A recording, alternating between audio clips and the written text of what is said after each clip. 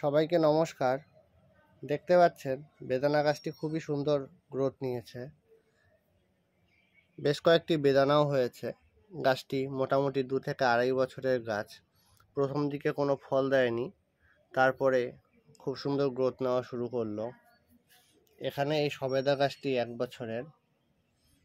সবেদা গাছ প্রথমে লাগানোর পরে বাড়ে কম, তারপরে নতুন করে গ্রোথ নেওয়া শুরু হয় এবং তারপর খুব ভালো গ্রোথ হয়। সবেদাও হয়েছে একটি এবং নতুন কুঁড়ি আসছে। পাশের এই লেবু গাছটি মোটামুটি 2.5 বছরের।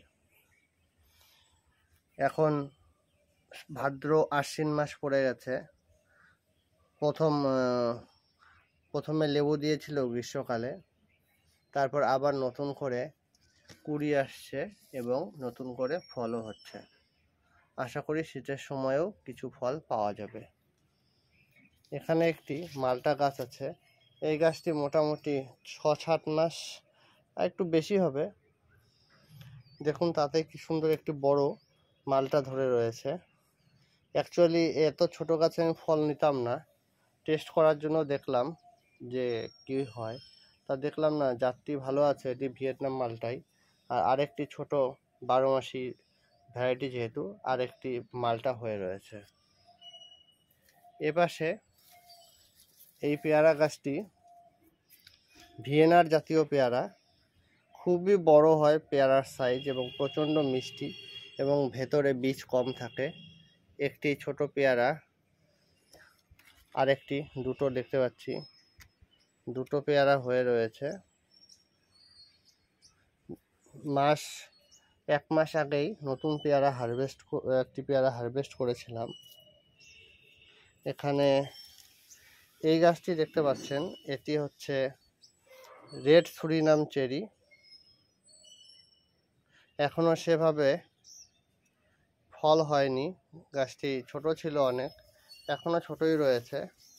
জানি না এটি বছরে কয়বার হয় বা একবার হয়, সিজনটা আমি বলতে পারছি না। কয়েকটা কুঁড়ি এসেছিল, কুঁড়িগুলো পড়ে গেছে। পাশের এটি হচ্ছে বারুইপুর জাতের পেয়ারা গাছ, বড় হচ্ছে, দেখি কি রেজাল্ট হয়। এপাশে একটি নতুন গাছ লাগালাম, এটি হচ্ছে থাই মিষ্টি কটবেল। কিছুদিন আগে অনলাইন থেকে নিয়ে এসে লাগালাম। এই পাশের গাছটি, এটি হচ্ছে ইন্ডিয়ান স্টার গুজবেরি বা রয়্যাল ফল বা নোয়াল ফল। গাছটি তো বড় হয়েছে বেশ, কিন্তু এখনো ফুলের কোনো দেখা পাইনি। এপাশে একটি বল সুন্দরী আপেল কুল, দেখুন পাতাগুলো কত বড় বড়। বল সুন্দরী আপেল কুলের গাছ লাগালাম 3-4 মাস আগে। এখানে কুঁড়ি আসা শুরু হয়ে গেছে, শীতের কুঁড়ি। এখন জানি না হবে কি হবে না, সেভাবে আমি আশাও করছি না এবছর এই গাছটি থেকে।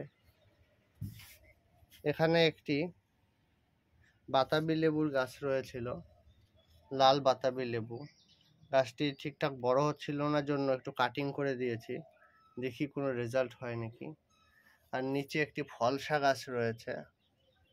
ফলসা গাছ গ্রীষ্মকালে ফল দেয়, এখন এটির বড় হওয়ার সময়। এপাশে একটি জলপাই গাছ,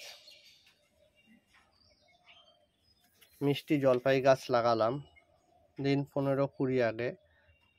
গাছটি খুবই সুন্দর রেজাল্ট দিচ্ছে এখনই, কারণ বিভিন্ন জায়গা থেকে নতুন নতুন কুশি বের হওয়া শুরু হয়ে গেছে। রিপোর্টিংটি সাকসেস হয়েছে, গ্রোথ দেখা যাচ্ছে। এই সাইড থেকে নতুন নতুন কুড়িও বেরোচ্ছে। এপাশে আসলে লঙ্কা দেখতে পারবেন, প্রচুর লঙ্কা হয়েছে। লঙ্কার ফলন এবছর খুবই ভালো, লঙ্কার ফলন খুবই ভালো। আরও এই দুটো নতুন গাছ লাগানো হলো, এটি হচ্ছে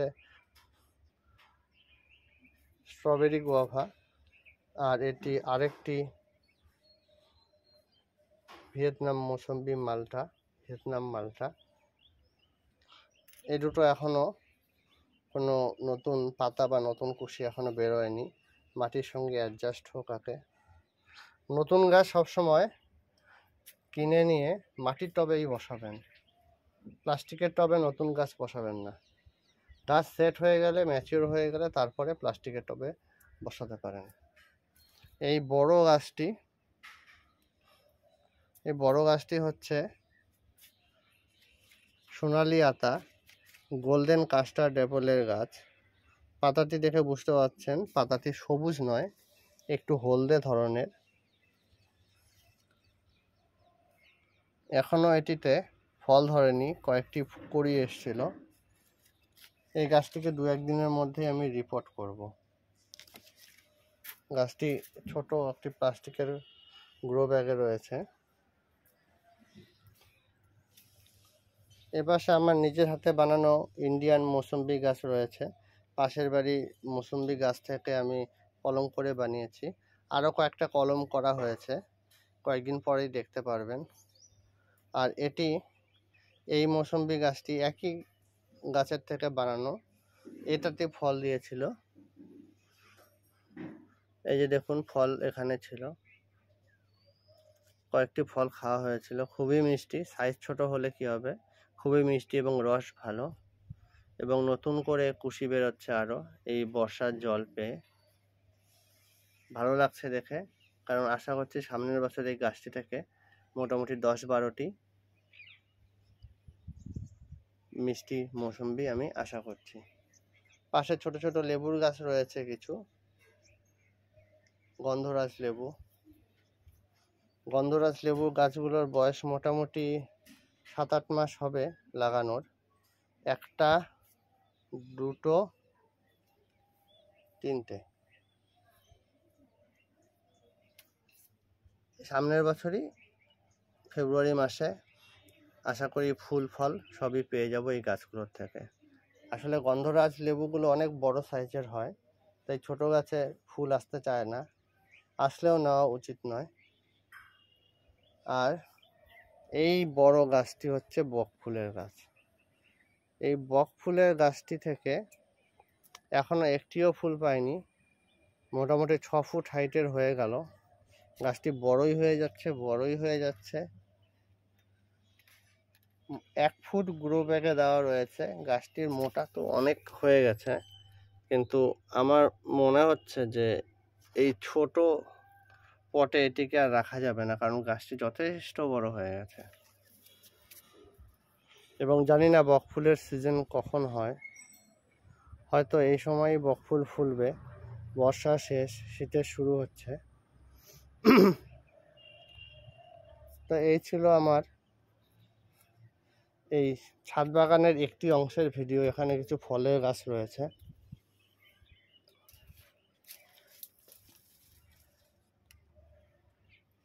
এই লঙ্কা প্রচণ্ড ঝাল, খেতে খুবই সুন্দর। আর এই দেখুন, এটি গত বছর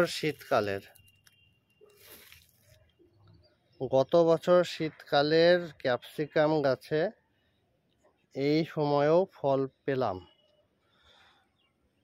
দেখুন, ছোট হোক কি সুন্দর লাগছে দেখতে।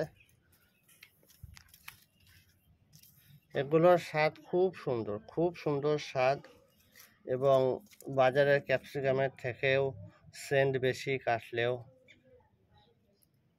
এইটুকু মাটিতে যদি কোনো যত্ন না করে, ছোট হোক, 2টো ক্যাপসিকাম পেলেন, কত ভালো লাগে বলুন। সবাইকে ধন্যবাদ ভিডিওটি দেখার জন্য। ভালো লাগলে অবশ্যই চ্যানেলটি সাবস্ক্রাইব করবেন এবং বন্ধুদের শেয়ার করে দেবেন।